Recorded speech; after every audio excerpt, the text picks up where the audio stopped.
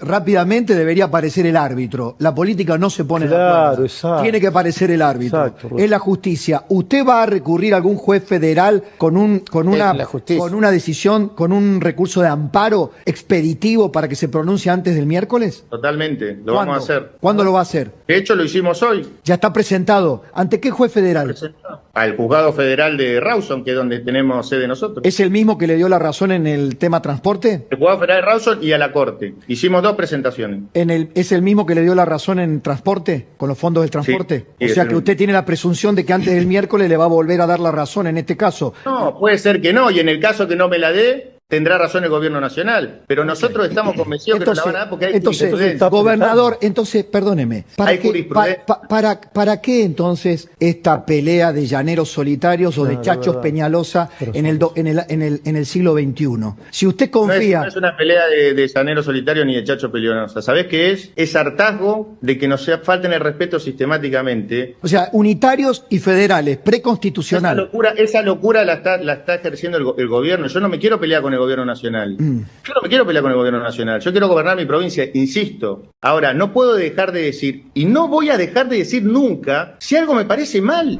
Gobernador, su posición es muy atendible y hasta muy correcta, hasta el momento en que dice que va a tomar decisiones de hecho que le cierre la válvula del petróleo del gas. Con los gremios, además. Con los gremios. Que usted cometería un delito. Forzando a los trabajadores. Yo entiendo que no lo va a hacer porque usted es muy inteligente. Sí, total. Pero sí entiendo que también tiene una herramienta política, que es decirle a los sindicatos de su provincia que defienden su provincia y defienden su gobernador, que paren la producción de petróleo. Y ahí nadie estaría cometiendo un delito porque los trabajadores podrán decir que se ven afectados, pero en los hechos podrían cortar el suministro.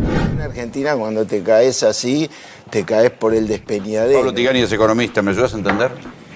Y yo creo que el 99.5% de la gente está pagando el ajuste para que el 0,5% del país reciba la transferencia de ingresos.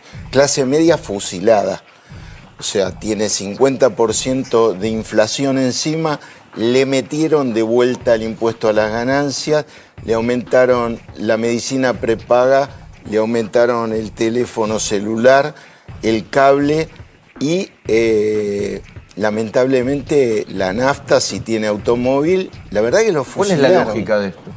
No, ¿Cuál es la lógica de desatar la inflación para bajar la inflación? Sí, claro, sí, no, esa sí tiene una explicación. La inflación la disparó el gobierno. La idea es licuar, como dicen, no tiene ningún problema en decirlo, licuar todo lo que sea egreso del presupuesto. Y con una inflación más alta, si vos vendés más productos, recaudás más IVA, más pero no vas a ingreso vender más bruto. productos si hay menos consumo. No, pero el precio de los productos sube tanto. Y la alícuota que tiene, que es la misma, al valer más caro, te genera más ingreso. Eso dura un tiempo hasta que en algún momento la curva de ventas cae y entonces se empieza a recaudar menos el gobierno. Ahora, las pymes ya perdieron el 30% las pymes. Las pymes, sí, las pymes. Ahí está, el futuro de las pymes que no pueden recaudar. Si esto continúa, el futuro de las pymes es incierto, ¿no? Lo que vimos con Macri va a ser un poroto al lado de lo que va a pasar con las pymes, lo que va a pasar con el empleo. En las empresas pasa lo siguiente, cuando las ventas caen, una curva de ventas cae, la curva de rentabilidad cae más rápido. Entonces entra en una zona debajo del punto de equilibrio que se llama la zona de pérdidas. Las compañías tienen un patrimonio para poder financiar la pérdida hasta tanto aguanten. ¿Quiénes pueden aguantar? Los que están timbeando, que vienen ganando que compensan por otro lado 30% en dólares. Los que están timbeando vienen ganando 30% en dólares. Siempre estamos en el lugar equivocado. Sí, y las pymes lo que están haciendo es aguantar hasta ver qué es lo que pasa. Pero yo creo que antes de que finalice la semana que viene, o por lo menos la información que tenemos nosotros en la consultora, es que salen telegramas de despido porque la compañía no va a esperar hasta el 5 para pagarte marzo. Entonces vienen los despidos Cuando se produce una situación de estas características, donde se destruyen activos, porque acá se destruyen activos, ese programa famoso que estuvo Adrián Mercado diciendo que hay compañías que están vendiendo máquinas, eso se llama destrucción de activos. Las propiedades valen menos, los activos valen menos. ¿Qué sucede? Se cae el consumo. Cuando se cae el consumo, se cae la inversión, porque no tiene sentido invertir para no vender. Y cuando se cae el consumo y la inversión, se empieza a destruir empleo, y cuando se destruye el empleo, se destruye el salario. ¿Por qué? Porque en la medida en que hay más gente desocupada, hay más gente más esperando, dispuesta a laburar por poca plata. por menos plata de la que estoy trabajando yo, con lo cual no puedo ir como sindicato, como delegado. Pero ¿cuál va a ser gremial? el paisaje social? Porque digo, ¿qué te imaginas vos? Yo estoy viendo... ¿Que has estudiado bien el 2001? Sí, mi tesis doctoral es sobre 2001. Yo estoy viendo un estallido social de magnitud. Yo te digo solamente una cosa. El día 16... Solo por las condiciones económicas. No, es que esto es mucho peor que lo que pasaba en 2001, es muchísimo peor. ¿Por qué? Nosotros ya estamos en 57% de pobreza.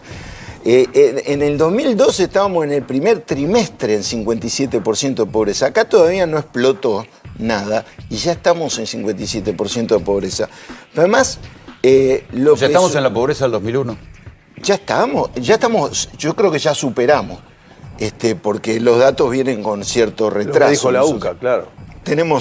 Pero lo que te quería decir que no me quiero perder es, la dinámica de la crisis social es así. El 17 de diciembre de 2001, el gobierno envía al Congreso una reducción de gastos para que le aprueben del 19%. El 18 empieza la protesta social, el 19 los saqueos, estado de sitio, el 20 se va de la Rúa, el 21 teníamos otro presidente, Puerta.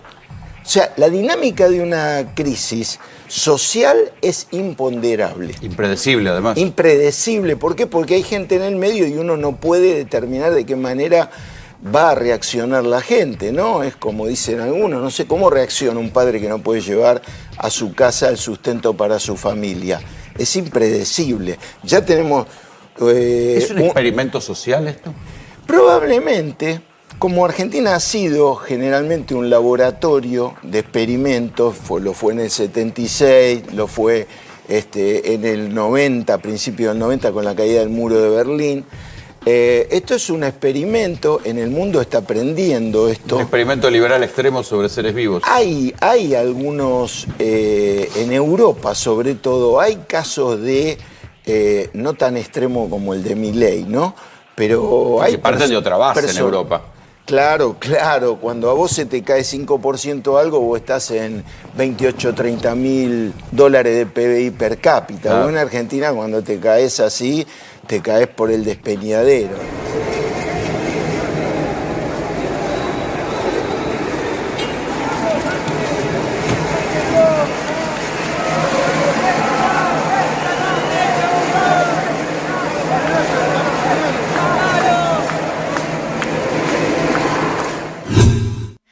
Estados Unidos se queda sin dinero. Ya no tiene recursos. Las principales ciudades de este país se encuentran al borde del colapso, porque para Estados Unidos, para el presidente Joe Biden, su administración, es mucho más importante, por supuesto, entregarle recursos a Ucrania, a Israel, armamento a estos dos países, ayudar, por supuesto, a que Taiwán se pelee con China para poder también proporcionarle recursos económicos y armas y que en algún momento alguien le vuelva a pagar por todas estas municiones. Todos sabemos que Ucrania no va a pagar los recursos que le prestó, que le donó Estados Unidos. Supuestamente Donald Trump le van a entregar recursos prestados, si quieren, para poder recuperar algo de lo que le han entregado a Zelensky, porque sabemos que la mayoría de los recursos acabaron en los bolsillos del presidente y de Biden.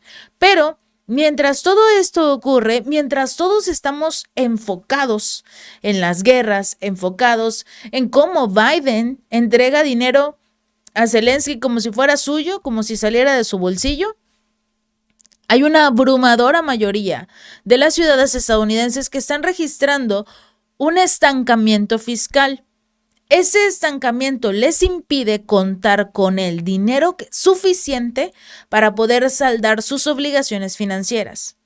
Y les están mintiendo a la cara a los ciudadanos estadounidenses y les dicen: no te preocupes, todo está bien, no hay ningún problema, podemos seguir ayudando a Ucrania mientras tú pagas tus impuestos, porque con esos impuestos tenemos que ayudar a Ucrania. Se olvidan de las personas más vulnerables en estos países. Ahora vamos a ello. De acuerdo con el 8º informe anual sobre el estado financiero de las ciudades, elaborado por Verdad de la Contabilidad, TIA, por sus siglas en inglés, 53 de las 75 mayores ciudades, las más importantes de Estados Unidos, no tienen dinero para pagar sus facturas.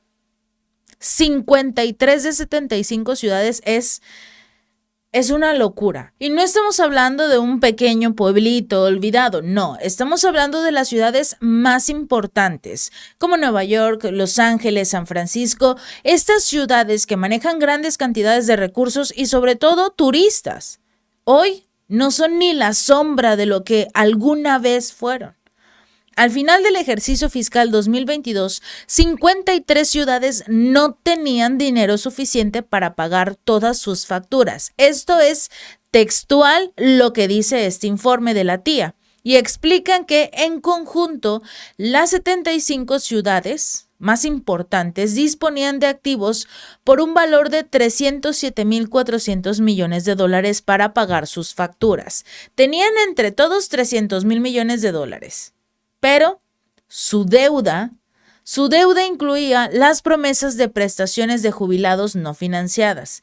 Esta deuda ascendía a $595,300 millones. Debían más de lo que realmente tenían, tan solo en las pensiones y jubilaciones, por lo que sus actuales recursos no alcanzaban para cubrirlos. Además, estas ciudades tienen otra deuda.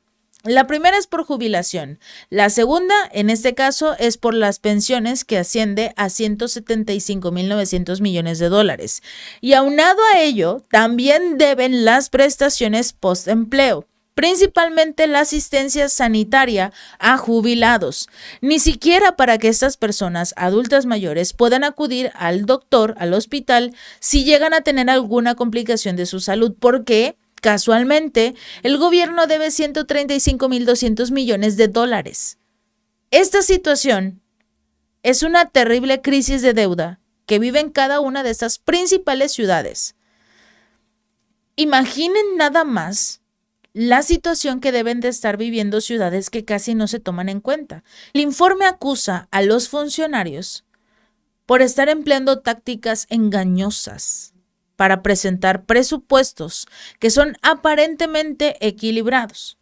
Con estos proyectan, digamos que una especie de sombra sobre la deuda que finalmente va a caer en generaciones futuras, que son los que van a tener que pagar más impuestos.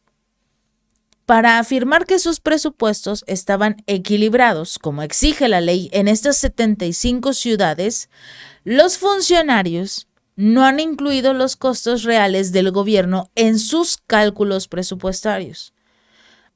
Poco a poco estas ciudades van cayendo en decadencia, porque al no tener ni siquiera recursos para pagar a los jubilados, las prestaciones, los pensionados, pagar en este caso el servicio sanitario, es como vemos poco a poco que estas grandes ciudades pierden su brillo, su magia.